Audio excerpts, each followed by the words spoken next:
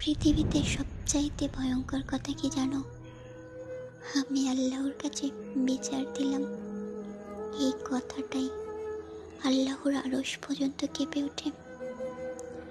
বিনা কারণে আমার মনটাকে টুকরো টুকরো করে ভেঙে দিলে, বিনা কারণেই আমাকে এমনভাবে ঠকালে। বাহ, খুব সুন্দর ছিল অভিনয়টা তোমার।